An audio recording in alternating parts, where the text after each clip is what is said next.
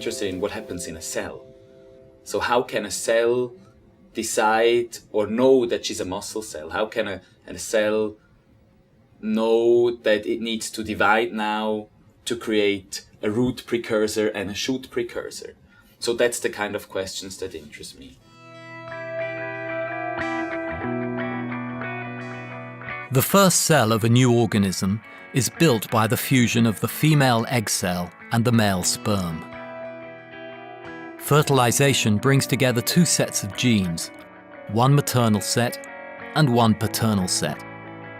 Genes are written in the DNA and control all processes in a cell, such as division and differentiation.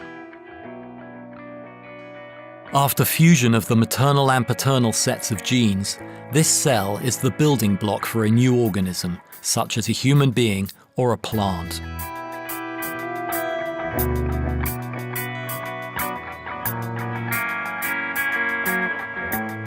During my PhD thesis, I was focusing on a phenomenon that is important for reproduction, both in flowering plants, where I worked on, as in mammals, namely genomic imprinting. All genes are present in two copies, one copy inherited from the mother and one from the father.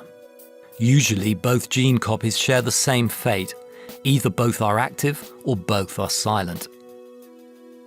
Having two copies of each gene serves as a backup.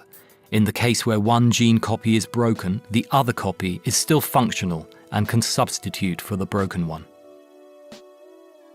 Whereas in most of the cases the two gene copies are equivalent, there are rare exceptions, the imprinted genes.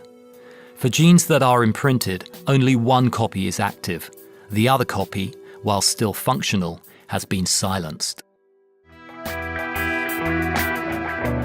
Imprinted genes are important for successful reproduction and are mostly active during embryo development. In mammals, imprinted genes are active in both the placenta and the embryo. In plants, however, imprinted genes were thought to be present only in the seed's placenta, the endosperm. They had not been discovered in the plant embryo until now. So I discovered during my PhD thesis that genomic imprinting, the phenomenon I investigated, not only exists in the endosperm, which is the placenta of a plant seed, but also the embryo, which is kind of a novel finding that A, goes against the dogma and might find its way into textbooks.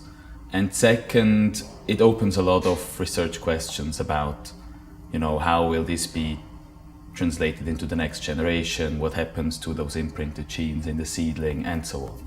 So the crucial thing to study early embryos and the phenomenon of genomic imprinting was to develop a method to isolate very early embryos.